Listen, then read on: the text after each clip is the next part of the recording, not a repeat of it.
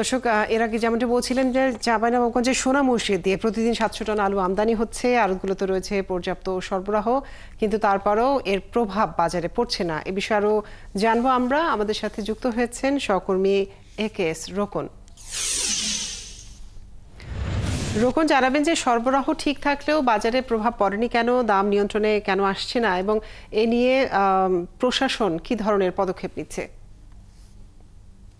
আমি যদি আপনাকে জানানোর চেষ্টা করি যে দাম কেন কমছে না। আপনি জানেন যে চাঁপাইনবাবগঞ্জ সহ সারা দেশে কিন্তু ভোক্তা অধিকার রয়েছে, কৃষি বিপণন কর্মকর্তারা রয়েছে, সর্বোপরি জেলা প্রশাসক রয়েছে। তাদের তাদের কিন্তু টিমের প্রত্যেকটা বাজার মনিটরিং করার কথা, কিন্তু চাঁপাইনবাবগঞ্জে কিন্তু এর ব্যতিক্রম। আমি গতকালকে অনেকভাবে যোগাযোগ করার চেষ্টা করেছি ভোক্তা অধিকারের সাথে। তারা আমাকে যেমনটি জানিয়েছেন যে আমরা আলুর বাজার নিয়ন্ত্রণের জন্য মাঠে কাজ করছি, কিন্তু তিনি কোনো পরিসংখ্যান দিতে পারেননি। এবং তিনি আমাকে যেটি জানিয়েছেন যে গতকালকেই এই বক্তব্য আমরা যখন আমাদের ৭১ টেলিভিশনে ক্যামেরা যখন তার সামনে যায়, তখন তিনি তাৎক্ষণিকভাবে একটি বাজার মনিটরিং এর টিম গঠন করেন এবং বাজার মনিটরিং করেন। তারপরে কিন্তু সেখানে আমরা ফলাফল দেখলাম জিরো, কোনো ফলাফল পেলাম না। অর্থাৎ বাজার মনিটরিং এর যে দায়িত্ব থাকার কথা প্রশাসনের, সেটি কিন্তু আমরা চাঁপাইনবাবগঞ্জে লক্ষ্য করছি না।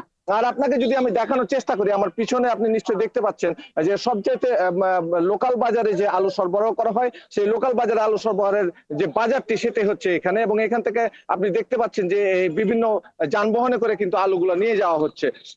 এই আলুগুলো কিন্তু এখানে বিক্রি হচ্ছে 60 টাকা। তারা যেমনটি বলছে পাইকাররা, যে তারা সোনা মসজিদ বন্দর থেকে কিনে আনার পরে এখানে 60 টাকা কেজি দরে তারা বিক্রি করছে। কিন্তু সোনা মসজিদ বন্দরে আবার বিক্রি করা হচ্ছে 50 থেকে 55 টাকা। কিন্তু আমাকে কয়েকজন আমদানিকারক নাম প্রকাশ না করার সত্ত্বে জানিয়েছে যে সোনা মসজিদ বন্দর থেকে ভারত থেকে যেসব আলু আসে সেগুলোর দাম কিন্তু সর্বোচ্চ 35 থেকে 40 টাকা হবার কথা। কিন্তু কি কারণে এই আলুর দাম এই পাইকারি বাজারে এসে 60 টাকা হয়ে যাচ্ছে, সেটা কিন্তু অনেকেই বুঝতে পারছে না। আবার এই 60 টাকা আলু কিন্তু আবার খুচরা বাজারে গিয়ে 80 টাকা কেজি পড়ছে, যার কারণে কিন্তু এখানে একটা সিন্ডিকেট কাজ করছে। এমনটি কিন্তু এখানকার ভোক্তাদের একটা প্রশ্ন, যে এই সিন্ডিকেট কেন ভাঙা হচ্ছে না এবং প্রশাসন কেন নজরদারি বাড়াচ্ছে না। এই ছিল বাজারের পরিস্থিতি। কাজরি। রোকন, আপনাকে অনেক ধন্যবাদ।